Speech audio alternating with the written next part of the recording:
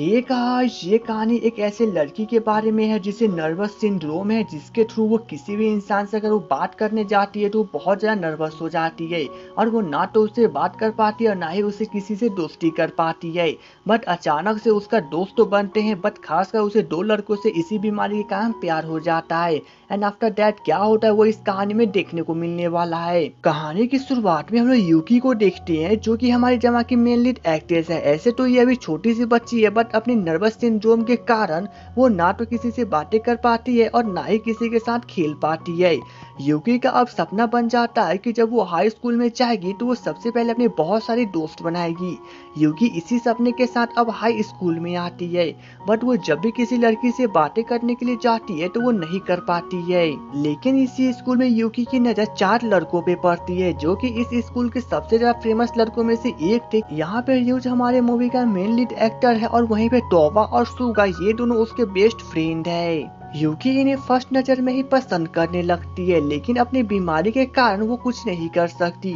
शाम को जब यूकी अपने पार्ट टाइम जॉब के लिए रेस्टोरेंट पहुंचती है तो मिस माओ उससे आज के दिन के बारे में पूछती है, बट यूकी को हार मानकर उन्हें बताना पड़ता है कि वो ना तो आज किसी से बातें कर पाई और ना ही वो किसी को दोस्त बना पाई। यूकी जब काम कर रही थी तभी उसकी नजर बाहर बैठी एक छोटी सी लड़की पे पड़ती है, जो कि किसी के साथ नहीं खेल रही थी और उदास थी। इसलिए यूकी को लगता है कि उसे भी शायद नर्वस होने का बीमारी है और इसलिए वो किसी के साथ नहीं खेल पाती है। लेकिन तभी इतने में उधर से सुगा चला आता है और वो यूकी से कहता है कि मेरा एक फ्रेंड है जो कि तुम्हें बहुत ज्यादा पसंद करता है और वो तुम्हें शायद प्रपोज करना चाहता है, तो तुम क्या मेरे साथ बाहर चल सकती हो। यूकी तो इससे बहुत खुश हो जाती है और वो सुगा के साथ रेस्टोरेंट के बाहर जाती है। बट वहाँ पे जब तोबा यूकी को देखता है तो वो अपने फ्रेंड को कहता है कि अरे यार, ये वो लड़की नहीं है, मैंने जिसे बुलाने के लिए कहा था वो तो बहुत ज्यादा खूबसूरत थी और ये तो वो नहीं है। यह सुनने के बाद यूकी बहुत गुस्सा हो जाती है, क्योंकि तोबा ने उसे अभी बेइज्जती कर दिया है और इसलिए यूकी गुस्सा होकर वहां से जा रही थी। बट तभी यहाँ पे यूज चला आता है और वो यूकी को रोक देता है और वो तोबा से कहता है कि शायद तुम्हें उससे माफी मांगना चाहिए। बट यहाँ पे यूकी गुस्सा हो चुकी थी, इसलिए वो वहां से चली जाती है। लेकिन यहाँ पे इन चारों ने मिलकर गलती की थी, इसलिए अब वे यूकी से माफी मांगने के लिए इन्हीं के रेस्टोरेंट में बैठी रहती है। बट यहाँ पे हमारी यूकी तो उसे माफ करने को तैयार ही नहीं थी। बाद में यूकी की नजर फिर से उस छोटी सी बच्ची पे पड़ती है, तो वो उसके पास जाकर उसे मोटिवेट करते हुए कहती है कि तुम कुछ भी कर सकती हो और तुम्हें शायद उन लड़कों के साथ जाकर बास्केटबॉल खेलना चाहिए।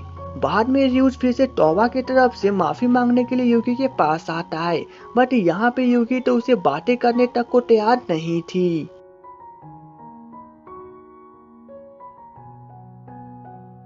बाद में जब वो छोटी सी बच्ची रियूज की टीम के साथ खेलने लगती है तो यूकी यह देख के बहुत खुश हो जाती है और तब इसका फायदा उठाते हुए रियूज यूकी के पास आकर उसे बातें करने की कोशिश करता है। यहाँ पे यूकी खुश हो चुकी थी, इसलिए वो रियूज से आखिरकार बातें कर लेती है और तब वो बताती है कि वो थोड़ी सी नर्वस टाइप की लड़की है, उसे हमेशा नर्वस हो जाता है, इसलिए वो किसी से बातें नहीं कर पाती है। नेक्स्ट मॉर्निंग फिर से यूकी स्कूल जाती है और आज वो एक लड़की से बातें करने की कोशिश करती है और यहाँ पे आखिरकार यूकी इस लड़की से बातें करने में कामयाब हो जाती है, जिसके बाद अब ये दोनों एक दूसरे के बेस्ट फ्रेंड बन जाते हैं। इस लड़की का नाम रिका था। रिका यूजी और उसके टीम का फोटो दिखाते हुए कहती है कि वो रियूज और उसके फ्रेंड को काफी ज्यादा पसंद करती है और यहाँ तक कि वो तो उसकी फैन भी है। बट हमारी यूकी चुपचाप यह सब सुन रही थी, क्योंकि वो इसे नहीं बता सकती कि रियूक से वो बातें कर चुकी है और वो उसके साथ तो बास्केटबॉल तक खेल चुकी है। अगर वो ऐसा बताती है तो रिका उससे जेलस फील करेगी और इस प्रकार से यूकी की फर्स्ट फ्रेंड भी उससे दूर हो जाएगी और इसलिए यूकी अब ठान लेती है कि वो रियूज और उसके टीम से दूर रहेगी और इस प्रकार से वो उसे बार बार नजरअंदाज करने की कोशिश करती है। नेक्स्ट मॉर्निंग जब यूकी फिर से रियूज को नजरअंदाज करती है तो आखिरकार रियूज उसे पूछ लेता है कि आखिर वो चाहती क्या है, वो उसे बार बार नजरअंदाज क्यों कर रही है। लेकिन तभी इतने में रिका उन दोनों को साथ में देख लेती है और उसे लगता है कि रियूज यूकी को पसंद करता है, इसलिए वो वहाँ से बिना कुछ बोले चली जाती है। यहाँ पे तो यूकी रिका को रोकने की कोशिश भी करती है। अब यहाँ पे रियूज को कुछ समझ नहीं आता, इसलिए वो यूकी से इसके बारे में पूछता है। तब यहाँ पे यूकी रियूज को बताती है कि आज तक उसने कोई भी फ्रेंड नहीं बनाया है और यूकी उसकी फर्स्ट फ्रेंड थी। और उसके कारण वो फ्रेंड भी चली गई है। यूकी की सभी बातों के सुनने के बाद रियूज उससे कहता है कि अगर तुम किसी को अपना फ्रेंड बनाना चाहती हो तो उसे सभी हकीकत बता दो। एंड आखिरकार अब यूकी रिका को मिलने के लिए बुलाती है और उसे सब कुछ बता देती है कि किस प्रकार से रियूज और तोबा उससे मिले थे। अब यहाँ पे इन दोनों की मिसअंडरस्टैंडिंग दूर हो जाती है, इसलिए रिका फिर से उसकी फ्रेंड बन जाती है। जिसके बाद तो यूकी रियूज को जाकर सबसे पहले थैंक्स कहती है, क्योंकि उसके कारण यह सब मुमकिन हो पाया है।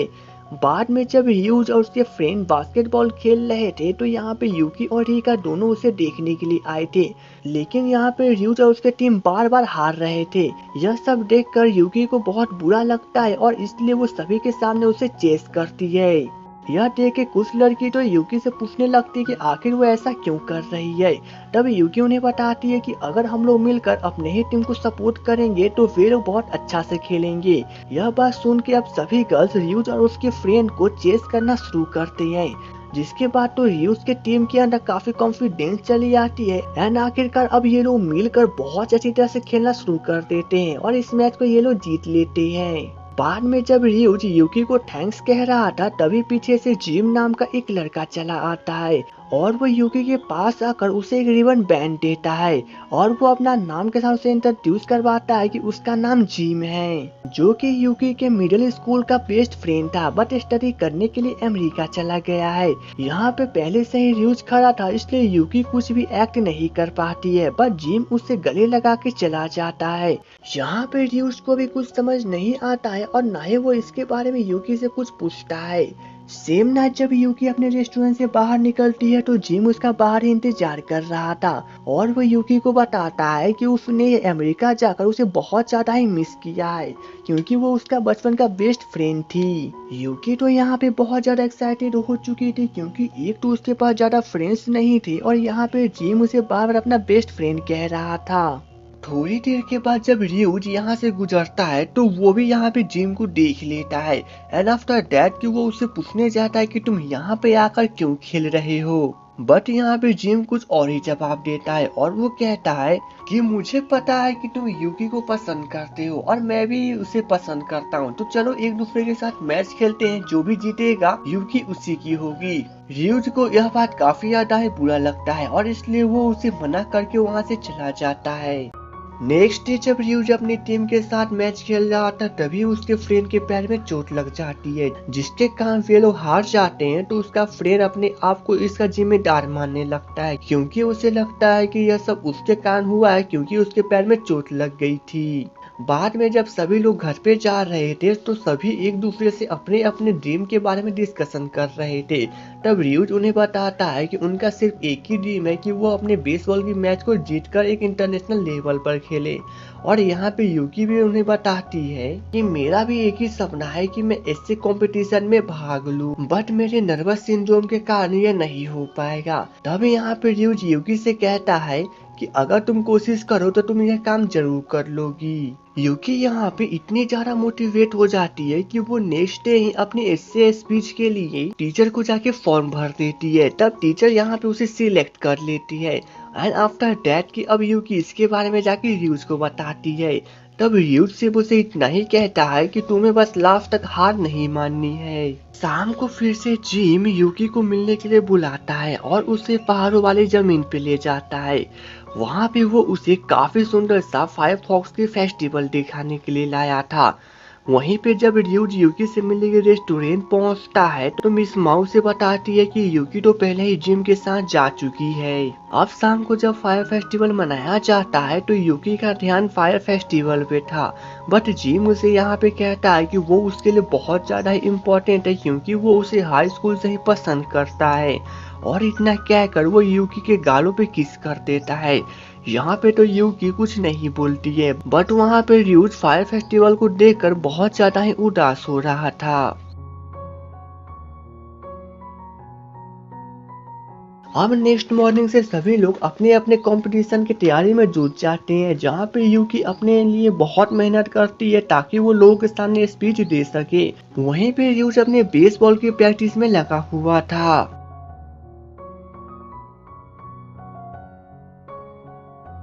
अब एक रात यूकी को कॉल आता है और उसे पता चलता है कि उसे स्पीच कंपटीशन के लिए सिलेक्ट कर लिया गया है। अब यहाँ पे तो यूकी बहुत ज्यादा खुश हो जाती है। अब यूकी यहाँ पे बहुत ज्यादा खुश हो जाती है और वो अपने स्पीच कंपटीशन को देने के लिए सभी स्टूडियो में पहुँचती है, जहाँ पे बहुत सारे लोग आए हुए थे। यूकी जब स्पीच दे रही थी तभी वो बोलते बोलते अचानक से रुक जाती है, क्योंकि उसके स्पीच का एक पन्ना तो नीचे गिरा हुआ था।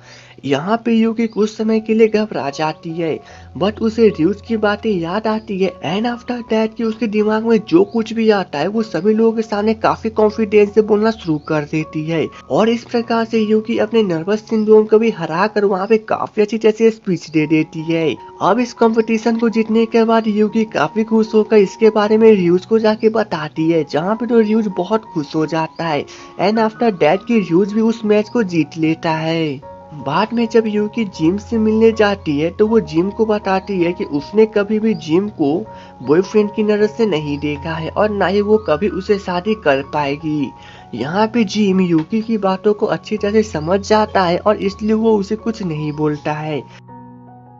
एंड आफ्टर दैट कि जब शाम को यूकी र्यूज से मिलने जाती है तो र्यूज उससे प्रपोज करते हुए कहता है कि वो उसके लिए बहुत ज्यादा इम्पोर्टेंट है और वो चाहता है कि वो उसके साथ पूरा लाइफ बिताए। इतना कह के र्यूज यूकी को किस कर देता है। एंड आफ्टर दैट कि अब यहाँ पे सभी लोग चले आते हैं, जिसके बाद यहाँ पे ये सभी अपने पार्टी का मजा लेते हैं और इसी के साथ इस मूवी की एंडिंग हो जाती है। तो दोस्तों उम्मीद है आपको मेरा एक्सप्लेनेशन अच्छा लगा हो, तो प्लीज वीडियो को लाइक और चैनल को सब्सक्राइब कर दे। तो तब तक के लिए बाय।